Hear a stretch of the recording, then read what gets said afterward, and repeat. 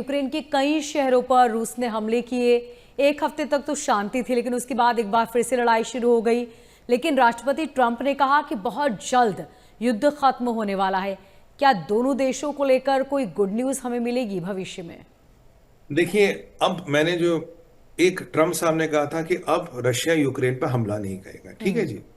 और वहां भारी ठंड है, -10 का टेम्परेचर है, लोगों के पास हीटिंग नहीं है, पर पुतिन साहब ने फिर हमला कर दिया क्योंकि जेलेंस्की मियाँ थोड़े हिलने लगे थे। जैसे जेलेंस्की मियाँ हिलते हैं, पुतिन 2-4 रॉकेट, 10-20 रॉकेट, मतलब 200-300 ड्रोन और 50-60 रॉकेट चला देते हैं। अनफॉर्चुनेट लोग मरते हैं, लोगों का घर उजड़ते हैं, हमें बहुत दुख है। पर क्या करें, युद्ध कभी भी ऐसा ही होता है, युद्ध कभी जी। भी शांतिदायक तो होता नहीं। अब जब जेलेंस्की को लगा कि यार उनके हिलने का सिस्टम हिल गया, अब वो नहीं हिल पाएंगे। भारत पे रशियन ट्रेन वाला लफड़ा खत्म, भारत ने यूके के साथ एफटीए कर लिया, मसला खत्म। जेलेंस्की के पास बार्गेनिंग चिप कम कम हो रही है। अब उसको अगर कहीं समर्थन मिल रहा तो कुछ इस्लामिक देशों से, तुर्किया उर्की इधर उधर से मिल रहा, जो कहता है कि अमेरिका लड़ता रहे मरता रहे, उनका यही इंटरेस्ट है।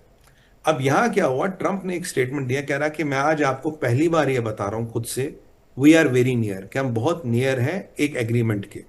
और अभी जो इस हफ्ते बातें होंगी दुबई में, तो ये फिर मिलेंगे। तो अब की बार उम्मीद है कि कम से कम सीज फायर तो साइन होगा ही होगा, और आने वाले एग्रीमेंट को लेकर कोई बड़ी कार्रवाई होगी। क्योंकि देखिए मोनिका जी, ये समझिए, अगर हमें रशिया का तेल नहीं लेना, क्यों नहीं लेना, वो यूक्रेन से युद्ध कर रहा है, ये यही मसला है ना। अगर यूक्रेन वाला युद्ध रुक गया तो सैंक्शन ले रखने का फायदा कुछ नहीं। फिर तो किससे भी तेल ले लो जो आपको सस्ता दे। और आपको अल्टीमेटली क्या चाहता, मेरे अमेरिका से तेल बढ़ाओ और मुझसे वेनेजुएलन ऑयल खरीदो। तो ये सारी चीजों की टाइमिंग है। अगर ट्रम्प कह रहा है कि भाई मैं अब की बार मुझे लग रहा कि ये युद्ध खत्म होगा, तो ये मान के चलिए ट्रम्प की रशिया से बात हुई है, ये मान के चलिए भारत की भी रशिया से बात हुई है, और ये मान के चलिए सबको ऐसे टाइम किया गया कि भारत पे सैंक्शन हटा देंगे, रशिया का सीज फायर हो जाएगा, मामला ठंडा हो जाएगा, अमेरिका का ज्यादा तेल बिकेगा, आपके यहाँ बिलियंस ऑफ डॉलर्स की इन्वेस्टमेंट आएगी भारत में। और वहां पे जिन्होंने पाकिस्तान के साथ मिलिट्री टाइप किया, उनकी उनकी तकलीफें बढ़ेंगी। भाई आप ही ने किया ना पाकिस्तान के साथ मिलिट्री टाइप। भाई मुझे याद आया, अभी तो बलोचों ने पाकिस्तान पे अटैक किया, एक ट्रीटी थी इनकी सऊदियों के साथ कि भाई attack on Pakistan is attack on Saudi, attack on Saudi is attack on Pakistan. जी। पाकिस्तान पे तो मोदी जी आपके हिसाब से भी हमला हुआ होगा, पूरी जनता मानती है इसको।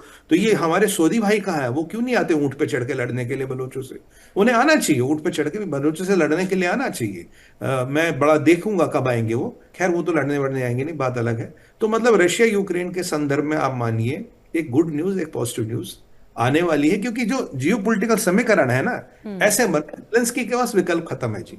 जेलेंस्की नहीं लड़ पाएगा। अब हर बार वो बार बार पिट रहा है, और यूरोप ने भी थोड़ा हाथ खींच लिया, यूरोप भी थोड़ा अब ठंडे बस्ते में हो गया, क्योंकि व्यापार सबसे बड़ी चीज है, व्यापार में टकरार नहीं होता, ये सब जानते हैं।